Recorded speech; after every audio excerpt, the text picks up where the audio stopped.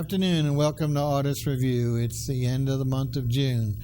I first have to apologize. As you know, I promised you at the end of last month's segment that we would have our new opening. And unfortunately, I was promised as of yesterday that it was going to be ready. And we're still stuck with the old one. So hopefully by next month, please bear with us.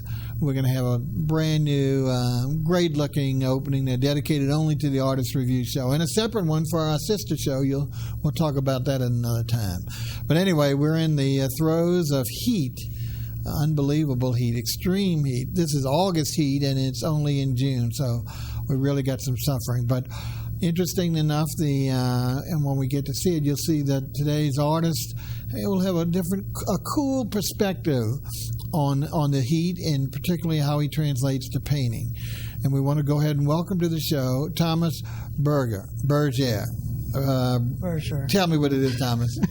I'm Thomas Berger.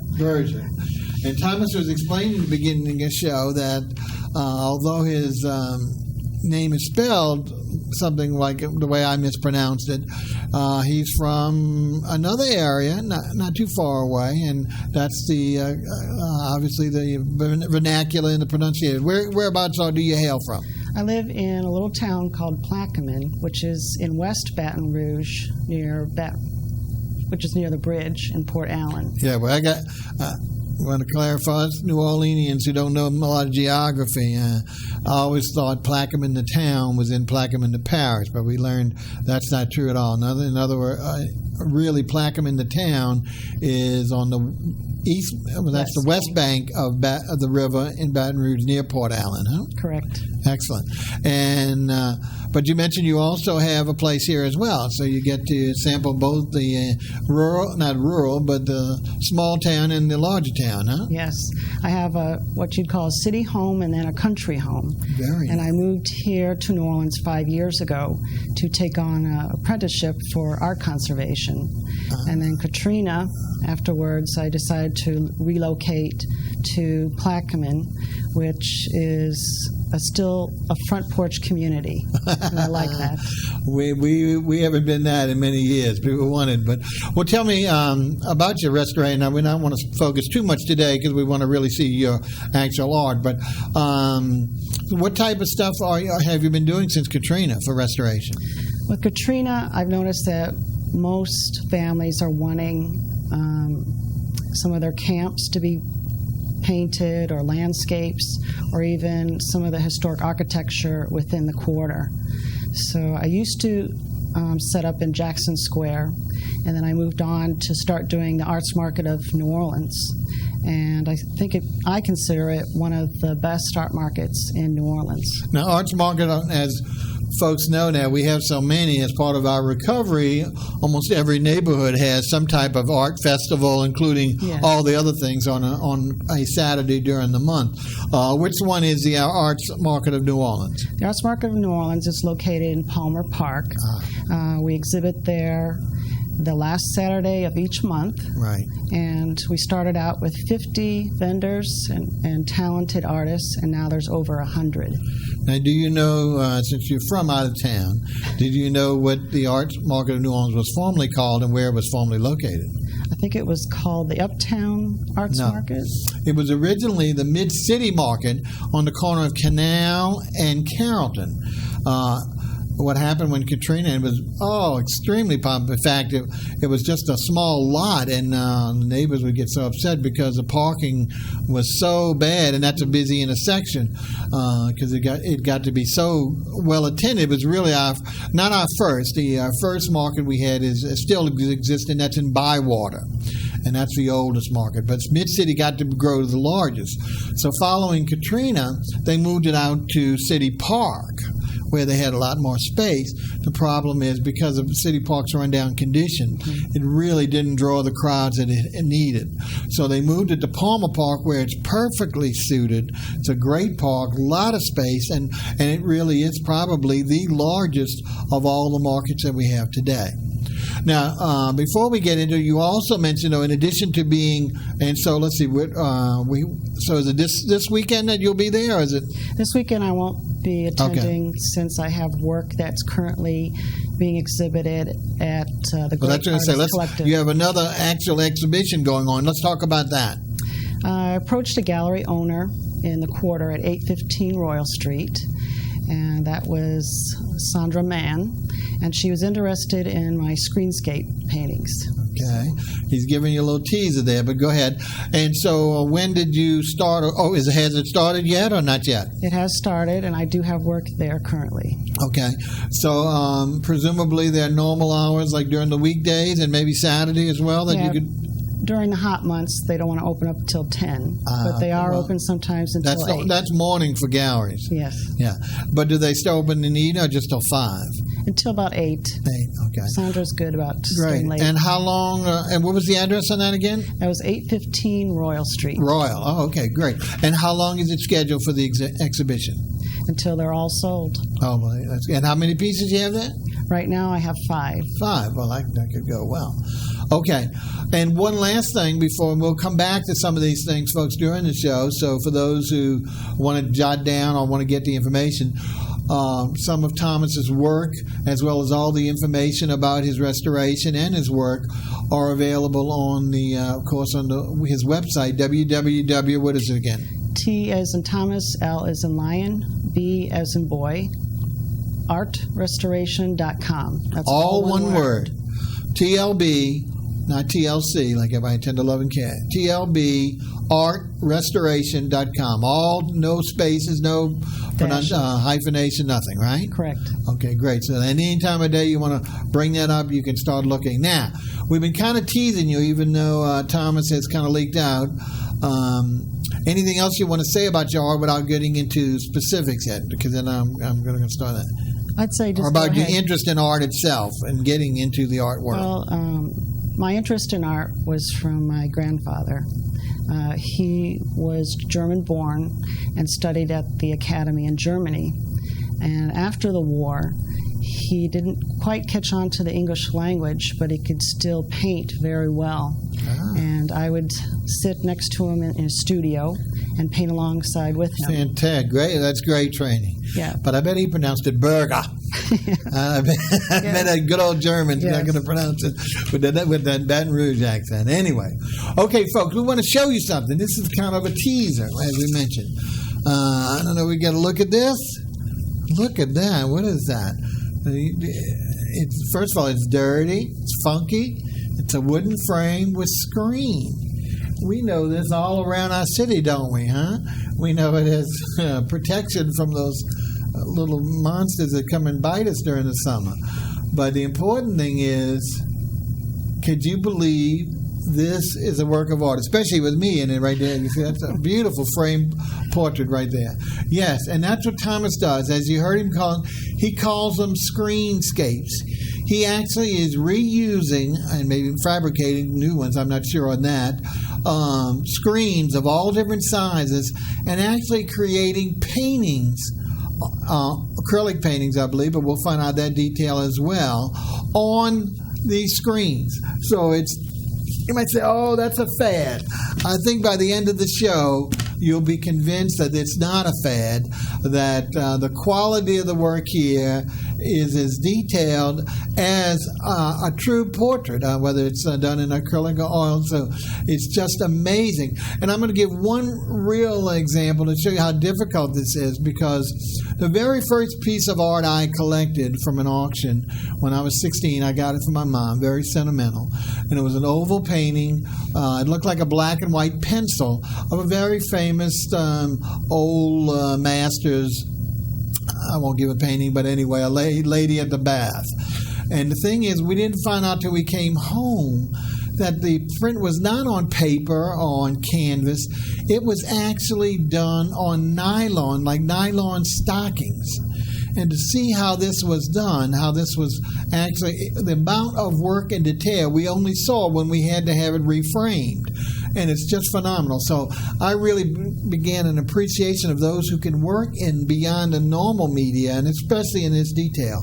And I think Thomas must encounter some of the same challenges in working on the screens of, even though it might be a little different material, of his canvases, as opposed to using a nylon or something that they did back in Paris in the old days. And let's take a look. All right, I think we've said enough. Thomas is going to show us one of his pieces, and we'll take a look. Again, we have a horizontal scape here. Let's see if we can get a close-up of it.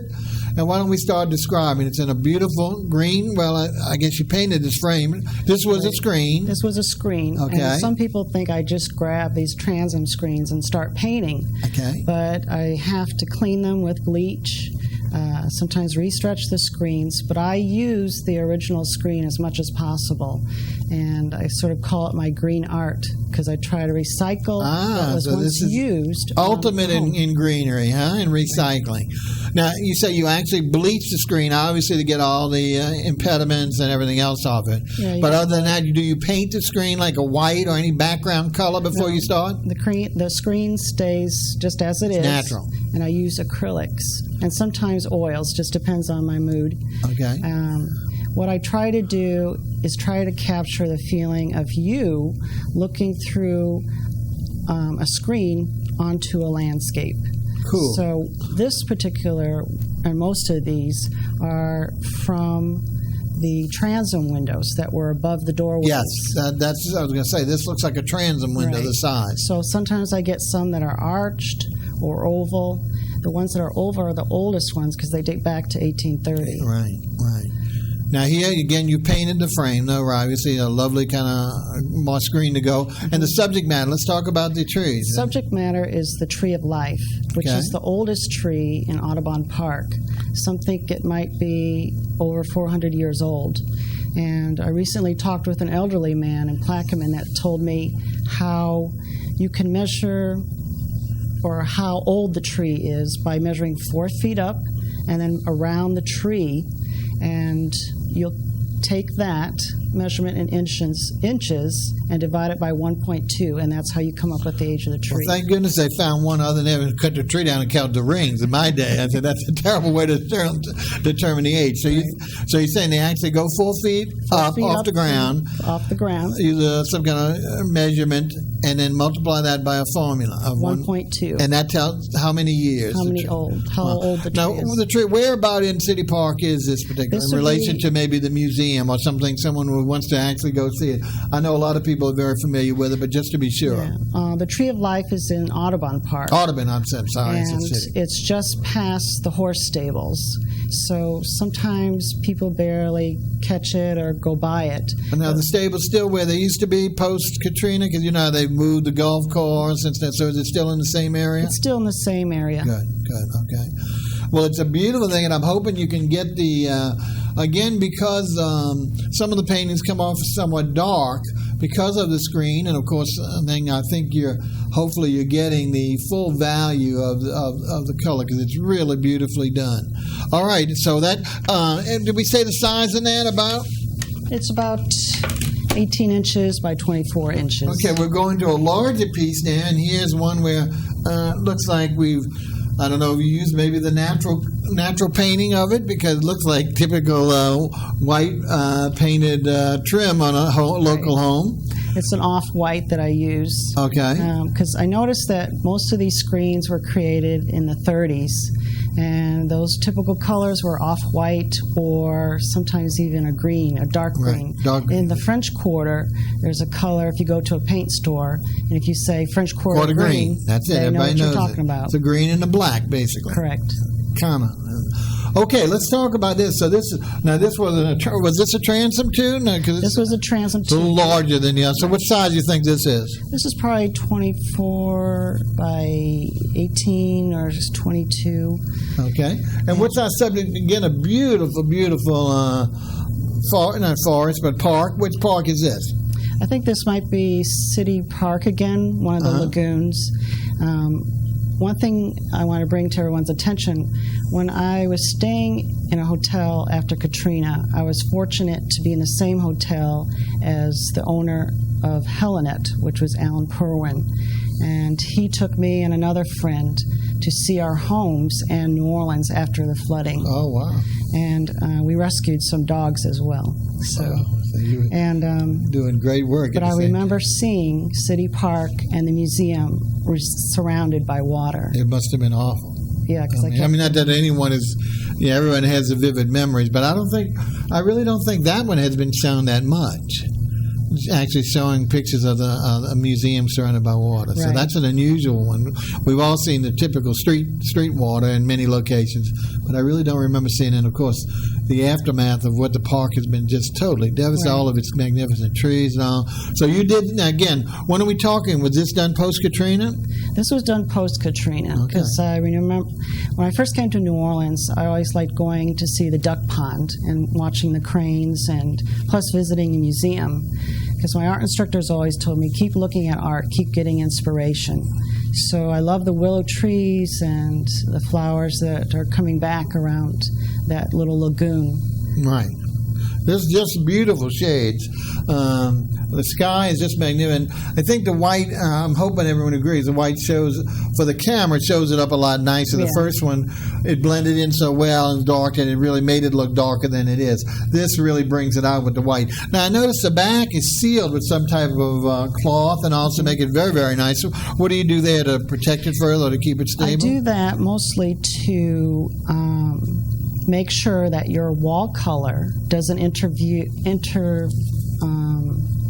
doesn't interfere with the image that's painted on the screen. Very good. So depending Right. on what color fabric I have on the back, Got it. gives you a different mood or sort of atmospheric look to them. Wow, I hadn't even thought of that. So, yeah, so if you left it open, then whatever color you put it on, it would be... what would happen if you put it on a mirror? I don't want to confuse the matter. Okay, let's go on, because these are great. Moving to a little larger scale. What do we have there? This one is of Lake Pontchartrain, which I love the sunsets. Yeah, look at that. That is a beauty.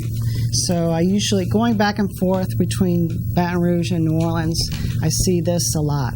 I bet. So yeah, you really put the emphasis on the sky. I guess that would be more afternoon, huh?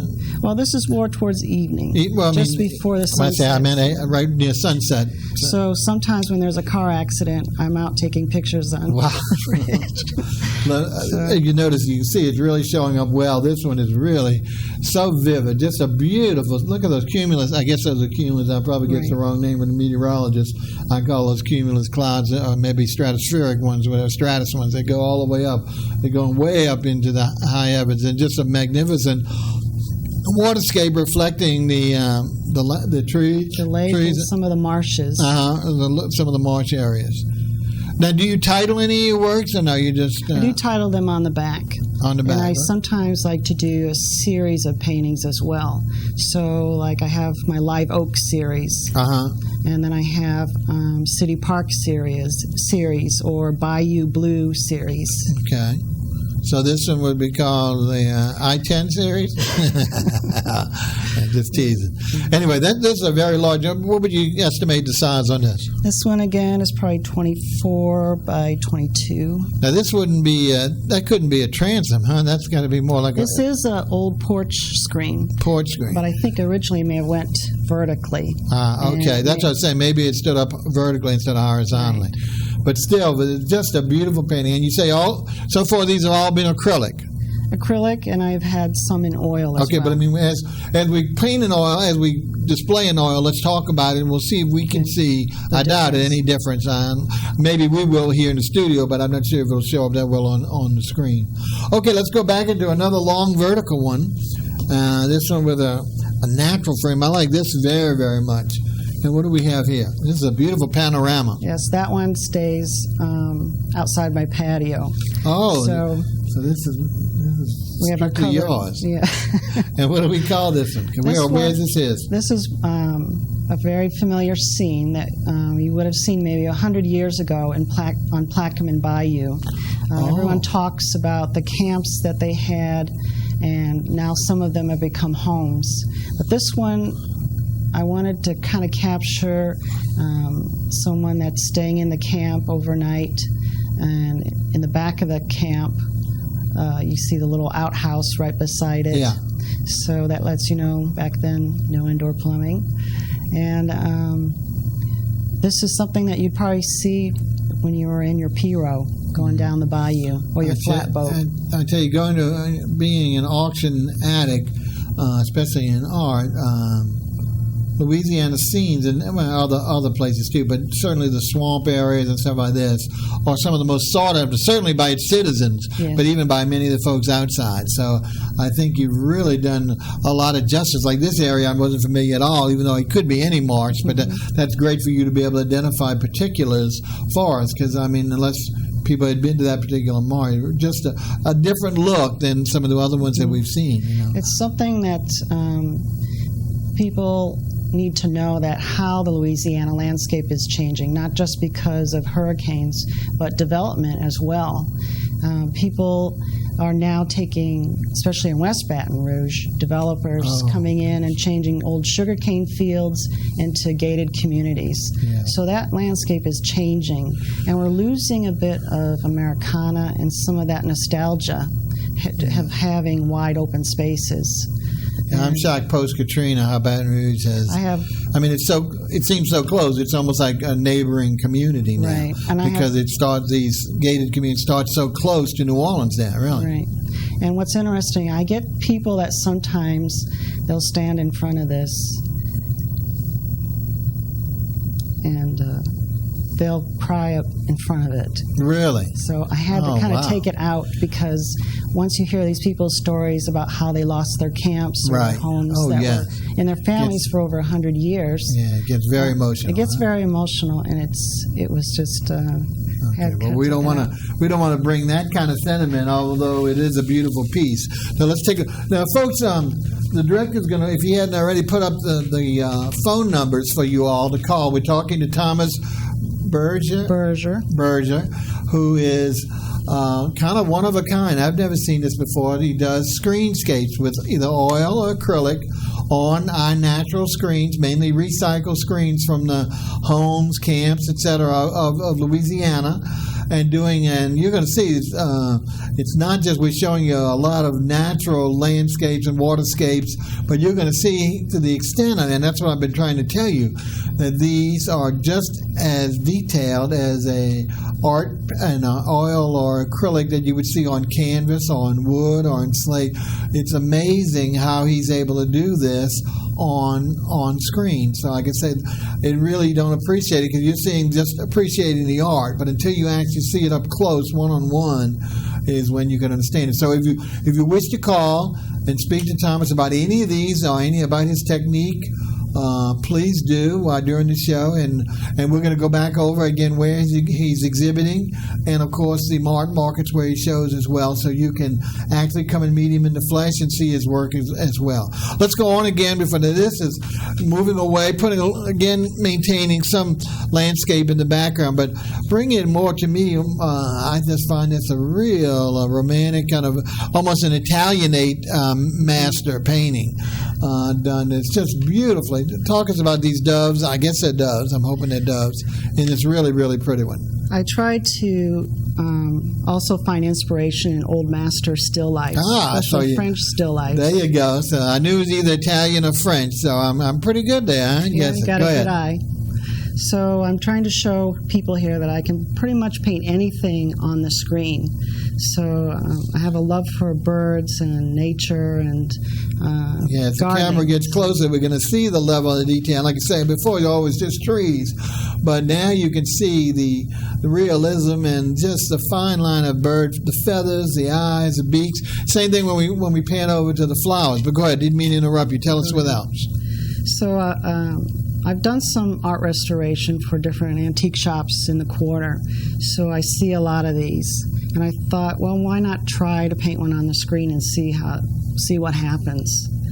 And this scene, I've had several people want me to paint this same image, but I usually try to change something about it. Well, sure. Yeah, you don't have to have the same. Right. But I mean, this would be great. Someone with a Tuscany, the latest rage and decor. Right. Just a beautiful, beautiful piece. Or someone with an old line French traditional kind of thing. But it's just, regardless of your lifestyle or your furniture style, this is just a beautiful, beautiful piece. Again, it's a very large one. What size do you think this is again? It's probably the same size, 22 by 24. And this, again, is still acrylics? This is still acrylics, yes. Okay.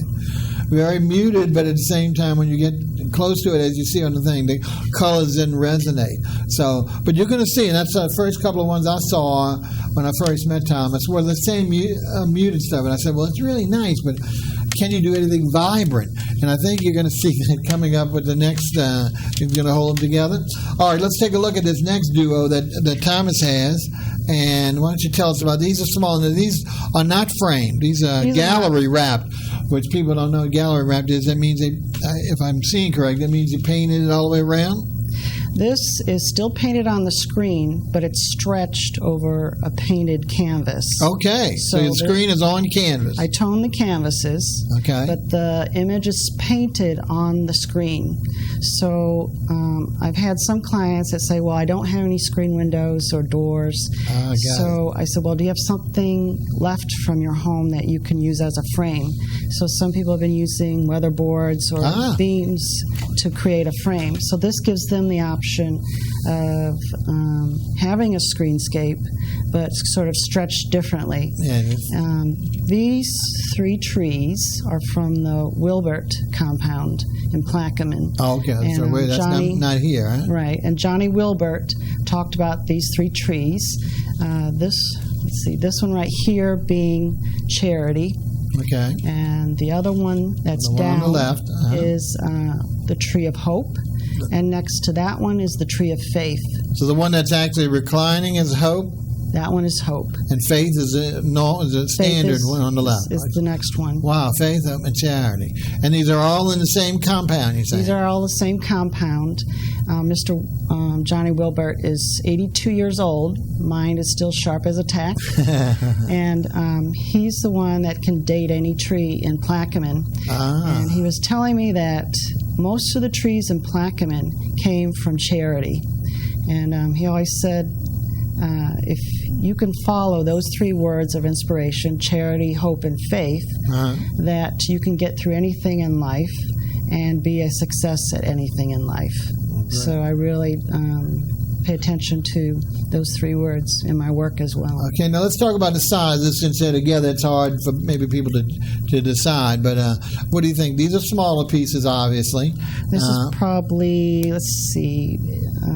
8 by 20, 20, and the other's almost 8 by 11 or 10 by 11. Yeah. And it's weird because if you see them, I don't know if the color is reflecting on the screen or not. One of them is a magnificent blue. The horizontal one has a lot of blues and just beautiful from that sky. Whereas the others, I think the greens or something resonate more the woody tones, even though he says they're all, and I'm not saying they're all together in the same place. They're in the same location, but not necessarily back to back like this. But just 2 different perspectives are just a beautiful thing. And as I mentioned, the art gallery. Once again, I'm not under. So you, as you say, you take a canvas and you prepare the canvas, but you go ahead and you paint the screen separately before it's applied to the canvas. Correct. Is that right? So then once the image is painted, then I stretch the screen over the toned canvas. I see. So it's still the old copper screen that I'm using, and it's still acrylics. Yeah.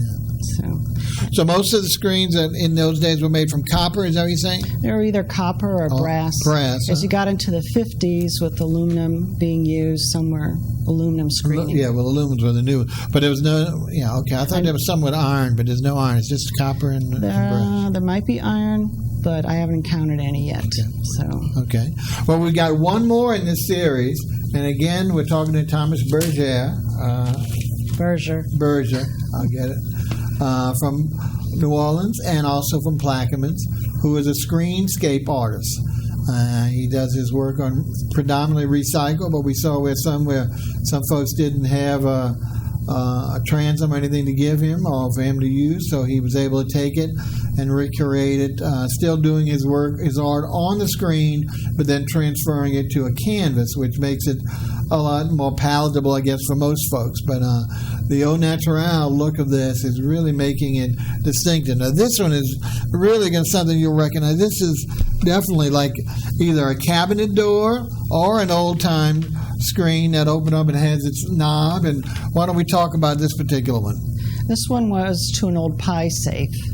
And I had a client, she said, well, I love Newcomb pottery. Okay. And I could see this yes. image on one of your screens, and she gave me a piece of pottery to copy. And I painted what was on the Newcomb pottery onto the screen. Just beautiful. And I guess I'm hoping most people know, because the value of Newcomb pottery today in the auction houses, nothing less than, I would say, $10,000. Most of them average around $40,000. And this was ordinary pottery done by the students during their training, but of course way back, most of them date back to the 30s or 20s. Beautifully pieces, not that there's anything wrong with them, but it's not like these were really training pieces for the students. And nowadays they've come into such important vogue, if you watch Antiques Roadshow or anyone's been to any auctions to know. So this has very similar look to that on one of the tall vases. To take just as beautiful trees, I guess that's moss hanging down? Yeah, they're Spanish moss, which you find in Louisiana and Savannah. And what size would you say this is about? That one's probably 30 by 12 or 8. Yeah, maybe even less than 12 in narrow door, but yeah, approximately 30, almost 3 feet, 2.5 feet tall. So this is great for a wall that would be thinner or not as big as some of the others. Really, really nice. Well, we're talking to Thomas Berger. There we go, I got it. And doing about his screenscapes. Let's review a little bit about his background, as he told us, and nice enough to tell us that his grandfather was a German painter who, after the war, spent a lot of time doing that, and having the luxury of having his grandson by his knees, I guess, or sitting side by side. And what better way to learn than from a real artist? Most of us today, if you take an art class, it's usually in group sessions with about 20 other people, and everyone is at different levels. So to be able to sit by someone, first of all, that you love, and have he or she be so talented that you can pick up that just the basics, whether it's asking questions or just through imitating, is great. We said he does have his own website. Let's go over that again. It's www.tlbartrestoration, all one word.com, because he does do restoration as well as these wonderful creations. And he is presently exhibiting, I missed the name of Miss Mann's gallery. Does she have a name of the gallery? Miss Mann's gallery is 815 Royal Street. And is there a name on it? Or is Great Artists Collective. The Great Artist Collective. He's on probably for a while, and you can see it either during the weekdays or I'm sure on Saturdays. Now, is that also indicated on your website? Yes, it is. So even the phone number and all, so that way, so you can go to the website, get the phone number of the gallery. So if you should care to go see it in person at the gallery, and you said you had 5 pieces there, right? Yes. But then again, perhaps next month, if they're having it on the third Saturday of the month, you can go to the Arts Market of New Orleans, formerly known as Mid-City Market, held at Palmer Park on the third Saturday of each month. And he will be there along with 50 other vendors offering his wares. In fact, that's where I met Thomas X number of months ago and asked him to be on the show, because not only is it a unique idea, it's not just a fad of recycling, it's the quality of the work. I was super impressed with his abilities and his talent, and to be able to do it on this medium is really, really challenging. Until you really see it in person and understand the difficulty, I guess it's hard to carry that over here on the screen. All right, now, we've predominantly stayed with some of the smaller pieces. Again, if you want to call in, please, we welcome the calls. We'd love to hear from you. Thomas and I would. Anything about this show, his work of arts, or anything else about the shows that we have that we can answer for you. So please give us a call. Meanwhile, we're ready to start some of the bigger pieces. These are ones we have in the front section of the studio, so we're still going to go one by one. And let's see. We have a caller. So before we start, let's entertain this. So we see if we can answer a question. Welcome to Artist Review. Who's calling and from where? Hi, my name's Terry from New Orleans. I just wanted to know, could you put the website up again? Great. I don't know if they have it. They don't have it printed for you, Terry, but it's www.tlbartrestoration, TLB for Thomas L. Berger, Art, A-R-T, Restoration, RESTORATION. All of that one word.com. Gotcha. Thank you. Any other questions? Nope, that's going to do it. Thanks for watching. Okay, let's start with the big pieces, and why don't we go over the first one? What do we have here? This one is This is a double one, huh? Double. This is looking more like a screen, a window screen. Yes. Well, this window screen came out of 1815 antebellum home. Oh, wow. So that's why you have the center support there. And this one was over the doorways. Makes sense. And this one... And what is our topics here? Again, this one is my version of those three trees, faith, hope, and charity. the same trees from the Gilbert compound? From the Wilbert. Wilbert, I'm sorry. And it's showing them when they were, when hope was still up. Mr. Wilbert was telling me how in 1971 his family home had burned down to the ground. Wow. And the charity tree had caught on fire. So they threw the hoses into the bayou and put the fire out on the tree. And they could not save the home.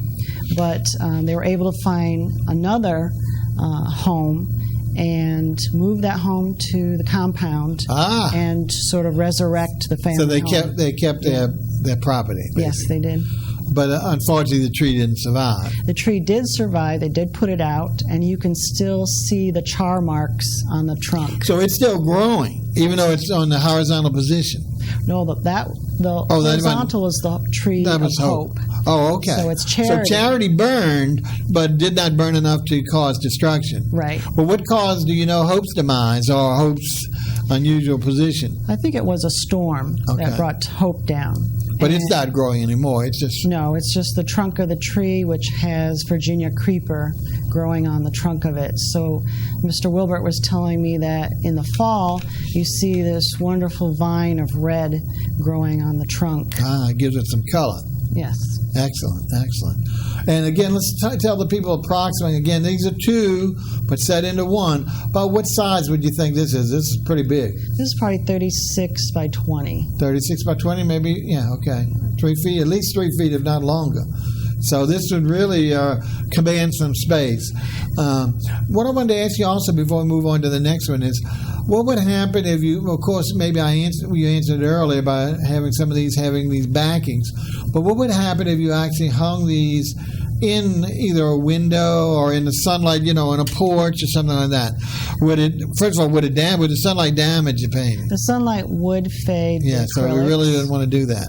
So I've had people request some without backing, but the only way you can see that screen is if it's dark outside, or if you have it facing outside, the room needs to be dark to see the painted image. Right. But again, the sun is going to take its toll. The sun will fade it, just like if you were to have a chalk pastel or oil painting in direct sunlight. Over time, that paint does fade. But now, how about with the backing? Would that form any kind of blockage, or it still would deteriorate? It would still cause. That's why I ask people to, if they're going to display them outside, to put them in a covered patio area. But I'm finding that some of these are ending up above people's sideboards or in their foyers, and it's just amazing to see how something that looks so ugly can become a work of art in someone's home. It's beauty is in the eye of the beholder, beauty in the beholder. Now, one other question: what about if you had a light behind it? What would happen now? If you put some kind of indirect lighting or direct I imagine lighting. it would sort of become a distraction. Okay. So it would just focus on the light. It wouldn't illuminate the whole screen? No. Oh, okay. Because I was thinking that might really be attractive. You could illuminate the whole screen, not just, a certain aspect. That's where I'd say I'd contact your art glass, your stained glass person. I got it. Okay, and did we say, well, again, that's the faith, hope, and charity tree from the Wilbert, just done on a much larger scale, and then, of course, your interpretation. All right, let's move to the next one, and let's take a look and see what we got. This one I have, it's my own tree that's in front of my home. It's 140 years old. I did one side of the front and then the back side of the tree and then added a canal. So you're looking at my tree pre-Gustav. Oh, this is before Gustav. Yeah, Yes. because I'd say you almost had some damage with Gustav. I huh? did. I lost part of the top of the tree. Look how it beautiful it went is. from one corner of the yard to the other corner of the yard. And all of the leaves were stripped off of the tree, but it is coming back, and it's wanting, I guess, to... Now, have you measured your trees for age? Yes, I did. I figured out that it's 140 years old. It was there before the home was built. I have an 1890 antebellum style home. So then the tree was there, obviously, for almost 50 years, if not more, before. Correct. Wow, great. Okay, and again, that's a long vertical one. What would you say the length on that one was? 3 feet again? About 3 feet again, Okay. I'd say. Let's continue. I think we've got a couple more in that same size range, I believe. Is that right? Oh, no.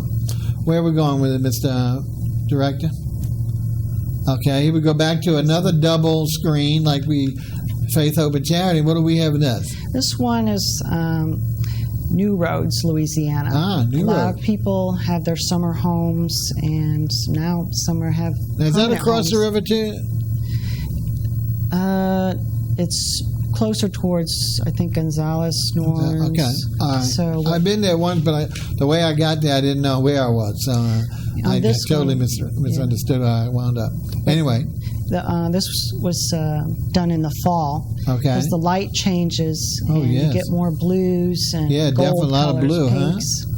And so I have some of the bald cypress trees, and there's some of the shoreline that you'd see if you were in a flatboat or a pirogue. Just beautifully done. Thank you. And again, this is just two different. Is it from the same bayou, you think? Or is it a bayou or something that it runs along? Yeah, I've forgotten the name of it, but Okay. I know in that I remember town- riding along through it, and there was this bayou next to it they kept talking about. That ran along most of where I was now in New Roads. yeah. So I don't know. It's almost like a lake because you Yes, see a lot right. of It's people. very large, very large. But look how pretty the ones on one where we just got a close up of that branches. Again, from the distance, it's hard to tell, and it's almost impossible to tell in any of these that we're talking about the fine mesh of a screen that was on a home. I mean, these. Yeah, the screens were from Dr. Grace's estate. Okay. So they had a Look barn at that. full of these. Let's stop for that one a second. I think that is the blues and the golds. They are just magnificent. And the trees, as he said, the fall. So obviously, it lost a lot of its foliage, but it still has the hanging moss, and just really just a lovely, lovely setting. Anything else you want to say on that? I'm sorry. No, that's pretty much it. Okay. Well, let's move along to another one. Again, with Thomas Berger. I get it. His screenscapes. He was kind enough to bring a bunch to the studio today. And we'll tell you more a little later. Call in if you have any more questions about the website or anything. Let's see what else we got. I know we got some more big ones coming up. What we got coming up? Another double? Yeah, this is at dusk, and Lake Pontchartrain in the marshy areas. Wow. Okay. These are the wild irises, water irises. Yes. Now, when I had seen some, they were yellow, and I decided to paint mine purple. Purple. And then put a white one that you can see sort of towards that little I don't know middle. where you see these, because I've always heard about it. I've seen them in people's houses, transplants, but I've never seen them, like, of course, I don't go that much in the swamps, I guess, but I mean, like, whenever we drive over any place that has it, we always scar it. I've never seen the irises blooming, so that is just beautiful. Thank you. That's a great, great native Louisiana scape, I think, one that really represents not only our flower there, but also our look for yourself or for gifts, or just to be just truly a unique gift for any someone who comes here, because they all know about our swamps, but really don't know what swamps are. So this would be just really a great, great look at it. Okay, let's move on to another one before we end. Now these are more. Let's see, which way are we going? Are we going with the one with the mirror? Where are we going? The ones on the top next? Let's see. Okay, now we're getting to these large, and this is my Acadian Tremeau. Okay. I've restored some tremeaux, and usually Now tell people what a tremeau is, because again, a tremeau is a French mirror. At the bottom you have the mirror, and at the top you have a painted You image. always have some type of painting, right? Right. Again, Usually, not necessarily on screen, but again, the tremeau is very, very popular in French.